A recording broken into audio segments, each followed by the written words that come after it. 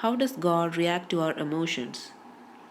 What does God think about our emotions and feelings? How does God react when we are heavy with different emotions? How does God react to seeing us sad, angry, frustrated, and overwhelmed? Do you think He is disappointed in you? Do you think you made Him angry? Satan would try to separate us from God by saying God will not be pleased with us if we are sad, angry, frustrated, disappointed when bad things happen. We may question our stand in faith when bad things happen. The truth is, God has given us ability to feel various emotions and we don't have full control of our emotions. Still, we can't just rant, murmur, and gnash our teeth against God when bad things happen. Understand, God has good purposes behind our trials so that we don't drown under our emotions. We need to control our emotions so that we do not deliberately sin against God by rebelling, cursing, or questioning God. Suppose we are not sinning against God, but we can't pull ourselves out of the waves of emotions in a certain situation. How does God react to that? Will God abandon us to our misery? Let's see how did God react to people going through different emotions in the scriptures. When God sees Cain walking, sulking and angry, God gently warns him that he would sin, kill his brother Abel, lest he take control of his thoughts. Even after Cain kills his brother, and God proclaims his punishment, when Cain cried out of fear of being cast out from God's presence and be killed, God shows mercy and even promises him God himself will protect him. When Hagar and Ishmael were sent away by Abraham into the wilderness and they thought they would die from thirst, God announces that He has heard their cry.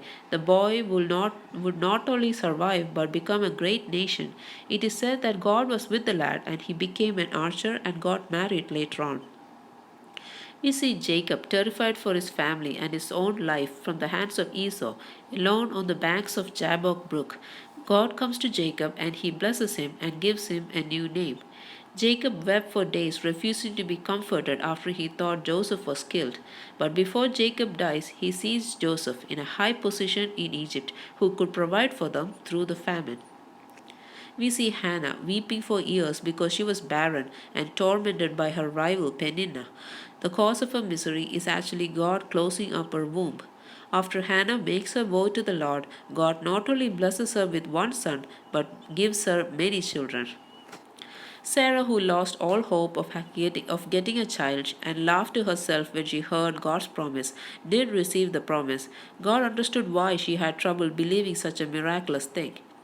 Naomi, who lost her husband and her two sons, and called herself Mara, but God did not abandon her or Ruth the Moabitess. The people blessed God when Ruth bears a son, who later became the grandfather of God's beloved King David. When Elijah fled from Jezebel, he sat under a broom tree, wanting to die, frustrated with life. But God did not burn in wrath against him, but lets him rest, gives him food and drink in the wilderness, and talks to him on the mountain of God, Horeb. God drives away Elijah's fears and helps him to anoint his successor, Elisha. Jonah, who did not want Nineveh to repent, was greatly displeased and angry when God had mercy on them. Jonah sat wishing he was dead. Again, we see God's wrath did not burn against Jonah, but God speaks gently to him, even teaching him a lesson. We see God talking to him and asking him if he has the right to be angry about God having mercy on the people. In 2 Kings chapter 20, King Hezekiah wept bitterly and prayed to God when he learns through the prophet Isaiah that he will die soon. God did hear him. He heals him and extends his life. We also know of the torment Job went through during his trials, losing his children, his property, and feeling like God himself rejected him. But God heals him and restores all the wealth in double, giving him children too. Even King David had many instances of fearing for his life, feeling rejected and alone. There are many psalms written by David regarding him, crying out to the Lord and weeping, till, quote, my mouth is parched from crying, my bed is soaked with tears, my bones are dried up from the sorrow. Paul says in Philippians chapter 2 verse 27 that God healed a fellow brother Epaphroditus from death so that Paul does not go through sorrow upon sorrow. God knew how much Paul would suffer and spared him from it. Let us look in the Gospels now on how Jesus, the Son of God, interacts with people.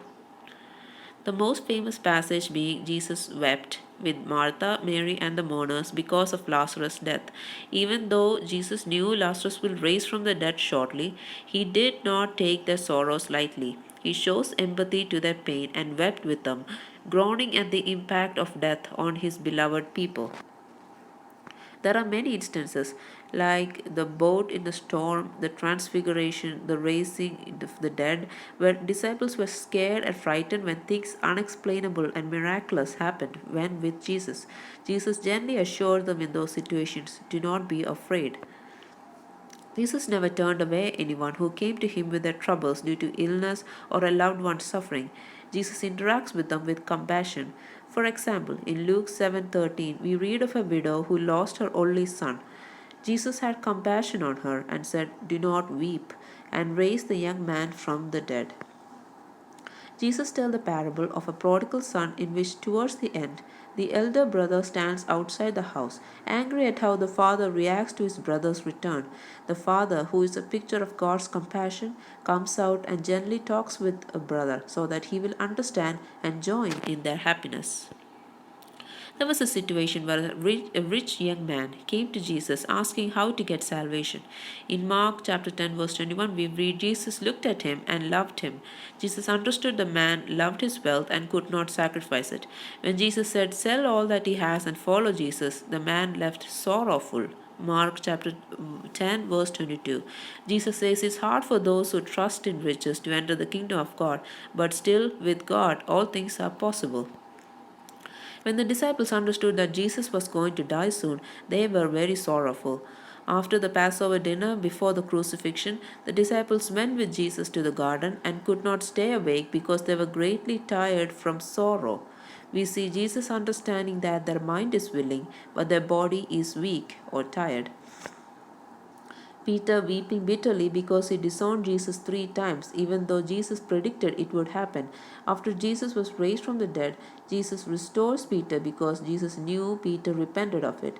Jesus even recommissioned him to be a great apostle and build his church. We can imagine the sorrow of Mary, the mother of Jesus, who watches the son she gave birth to and raised, hanging on the cross, dying in agony before her eyes. As predicted to Mary by Simeon, a sword or agony will pierce your soul. Luke chapter 2 verse 35. Jesus, even on the cross, thinks of her future and asks his beloved disciple John to take her home. Remember Mary Magdalene crying at the tomb because she thought his body was taken away, and she was the first to see him after he was risen. The disciples going to Emmaus were walking sad. Luke chapter 24, verse 17. Jesus approaches them asking why they were sad and explains the scriptures while they felt like their hearts were burning inside them while he spoke to them. All the disciples were scared of the Jews after Jesus was crucified, and they could see for themselves Jesus rose from the dead and understand the great purpose behind his death. His death could not have been avoided to spare them sorrow. Now their sorrow has turned to gladness, for the way of salvation is prepared. In conclusion, we see a merciful, compassionate, loving, and understanding God. God too has emotions, ranging from happiness to wrath. God sees our hearts and will deliver us from our sorrows. He feels for us and does not turn a deaf ear to our worries.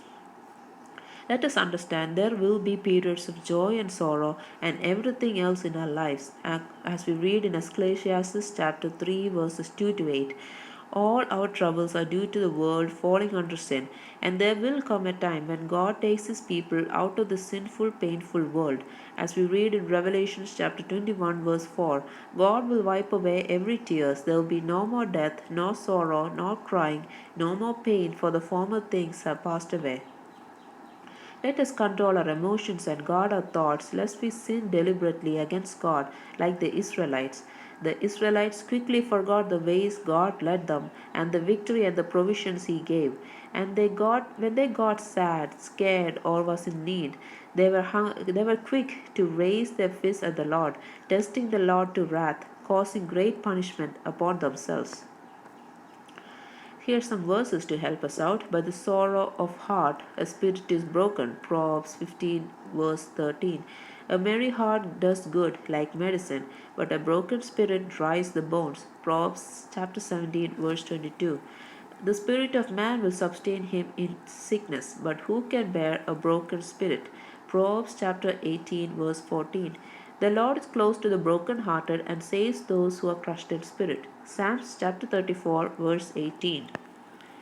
May the name of our Lord Jesus Christ be glorified forever and ever. Amen.